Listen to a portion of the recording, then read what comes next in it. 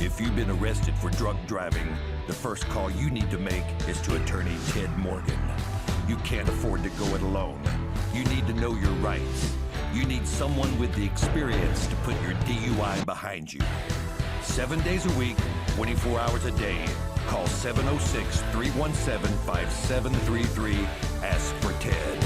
Call Ted Morgan Law when you need a lifeline. Hey everybody, welcome back to an all-new episode of DUI Law Real Talk with Ted Morgan. I'm your host, Mike Leon. Ted here is a seasoned trial attorney in the state of Georgia who spent the last 30 years defending drivers in DUI and criminal cases. In today's episode, we're going to get into those misconceptions, some dangerous ones too, that people may have about DUI charges in the state of Georgia, because what you think you know, it's probably going to hurt your case, to be honest with you. Ted's going to explain it all in just a second. Ted, good to see you as always. Let's start with the high level. What is one of the biggest myths you hear about from people right after they've been charged with DUI? Mike, good to see you, and as always, and good to be back here again. I've thought about this a little bit. I think the big one is he didn't read me my Miranda rights. And I say myth because Miranda is alive and well, but in a DUI case, it is frequently a non-issue. In fact, probably I'd say 95% of the time, maybe 99% of the time, because state law mostly says it and the federal decisions don't disagree. It's just one of those instances where we have an exception, and it kind of goes like this. You're pulled over. That doesn't trigger Miranda. You're asked to get out of the car so the officer can investigate whether there's been a crime. That's a Terry stop, as we call it, US v. Terry. Still, no Miranda triggered. The officer then says, okay, you're under arrest for DUI, and he handcuffs you. Well, Miranda is triggered right there. But what people, I think, non-lawyers don't understand is that Miranda's triggered, but if the officer doesn't continue to interrogate you about how much have you had to drink, where did you go, tell me what you did wrong kind of thing, then Miranda is meaningless because he has not continued to interrogate you. And so the one thing that they do after arrest, though, is they always read you the implied consent advisement where they want one more test, the state-administered chemical test of your blood, breath, or urine. That's not considered a breach of Miranda.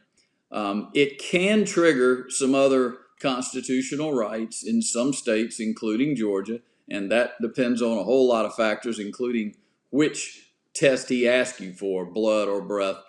But in a general sense, Miranda is just not triggered. But I hear that from a lot of clients who called, hey, I just want you to know, man, and he never read me my Miranda rights. And I have to quickly say, well, that probably doesn't matter.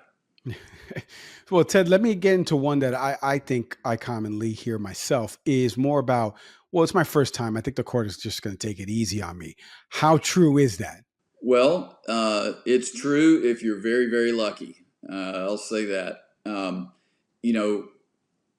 Courts and prosecutors, and I think society in general here in the good old US of A, DUIs are taken more seriously, and rightly so. I think based on some statistics, we know what happens when folks drive and they're just way too drunk, too intoxicated. But yeah, they're taken more seriously now, and the days of the officer pulling you over and asking you, well, how far are you from home, and is there anybody else in the car that can drive?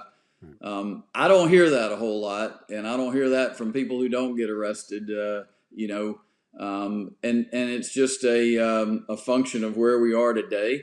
So yeah, your first DUI is certainly better than the second, third, or fourth, right? But there are some serious consequences. And yeah, we the DUI lawyers, we wouldn't be here if we couldn't help you.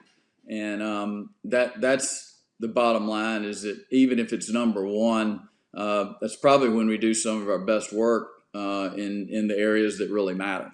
Ted, what about, and speaking of an area that matters, what about people that pass the sobriety test, the field sobriety test? Are they in the clear? Is that a myth?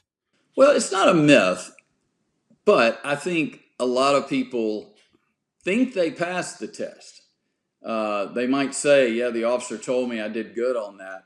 Well, he may or may not have, but when he puts together his report, his or her report, a lot of these agencies now, law enforcement agencies, they have DUI, literally DUI report forms, I call them, where everything's ready for them to check the box. So I think the misconception is that you think you did good, therefore you're in the clear. But the other problem is, well, yeah, the officer may disagree, and he may write up clues that you never considered were going on, things that they're looking for that you didn't think was important. But you know, if you got a open container and you smell like alcohol and you just ran off the road, but yet you look pretty good doing your field sobriety, I would say you're not in the clear. You still got some issues. Facts and circumstances certainly matter. But yeah, if you did well and look well on the test, absolutely, that's important. And I think it should be, but it is to me. Ted, let's get into this magic number that I think everybody knows with respect to DUI, 0.08. So everybody tends to believe, maybe this is another myth, you can tell me, oh, I'm below that number. I'm in the clear. Why isn't necessarily that the case under Georgia law?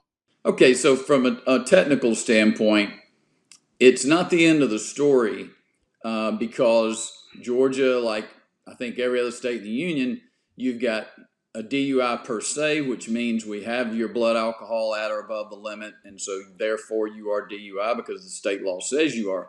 Then you have the other choice, if they don't go down that road or they can't go down that road, maybe you didn't give them the admissible test, then they can always prosecute you for less safe based on facts and circumstances.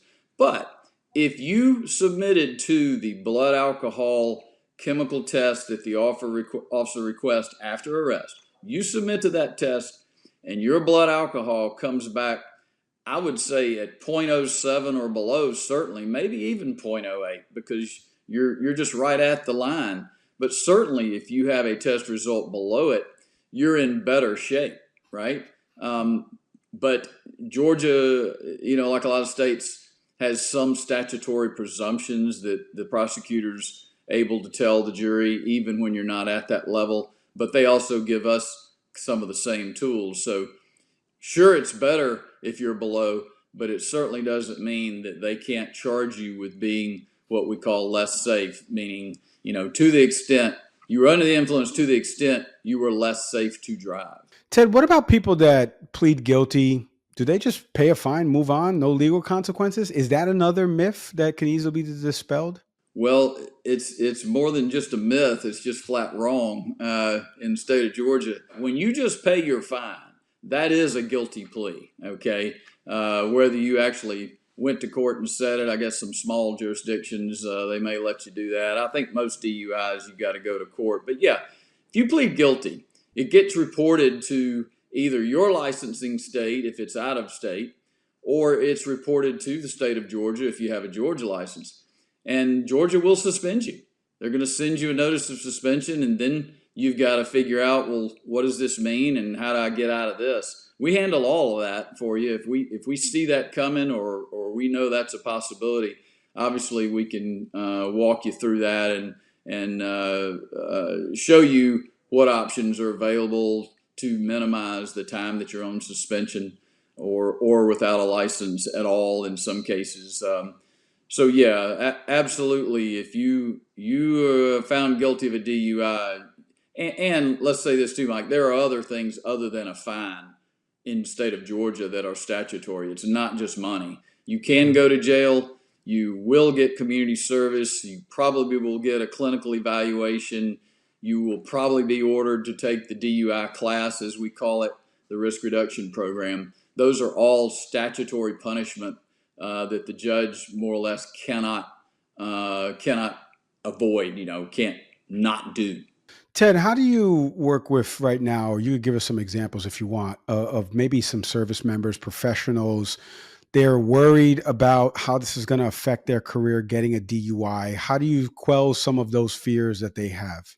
So, Mike, the service members, in Columbus here, particularly, usually they are stationed at or temporarily training at Fort Benning or Fort Moore. I forget which one it is now. I think it's back to Fort Benning. But typically the soldier is going to have huge ramifications from the U.S. Army. And if you think about it, the U.S. Army is like their private employer. Like if you worked for a bank or you worked for the grocery store, that's their employer, and their employer can do whatever they want to do, and certainly the U.S. Army can do whatever they want to do. They don't have to wait on the DUI case, and frequently they don't. But we can certainly help the soldier understand, hey, what's good about my case, because Fort Benning, for example, they're just looking, hey, you got a DUI. You were arrested for DUI, and sometimes that's all they're looking at. But we can help you. There is a thing called the acronym is GOMAR, and that's where again the military is taking action against the soldier, not necessarily to boot him out of the Army, but it is a reprimand on the record that if it becomes permanent, it generally means you're not getting promoted ever again. And it can be more or less career ending for a lot of soldiers that are looking to move on up, right?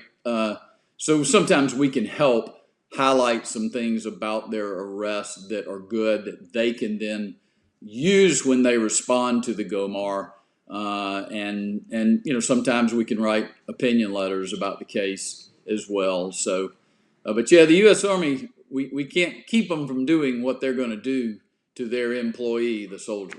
Ted, final piece of advice right now. Someone's listening to this. They heard your voice, they heard your words, and they're like, I think I've misunderstood my DUI case. What would be a piece of advice you would give to them? Well, it's selfish, but it's true. There are good DUI lawyers in the state of Georgia, and I think it's a little foolish not to take advantage and at least get a consult, or just hire one and say, hey, help me, because you're not going to navigate this alone and do well 99 times out of 100. Yes, sure, every now and then there's some lucky guy or gal, but by and large, there's just too many pitfalls between the licensing, between knowing whether the case against you is good or not, or a prosecutable case, knowing what damage control, as I call it, we can do.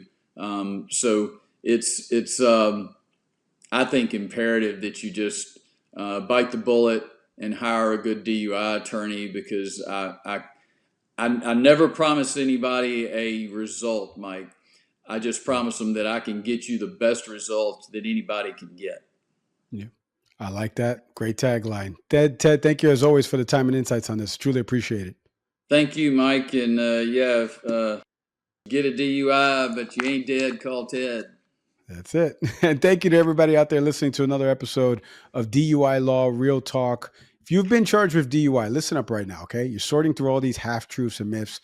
Stop what you're doing. Head to tedmorganlaw.com right now to reach out to Ted, schedule a consultation with him and the team.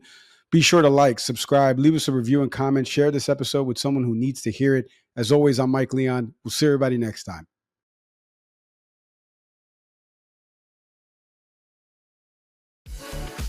Thanks for watching. Be sure to hit that like and subscribe button and leave us a review in the comments.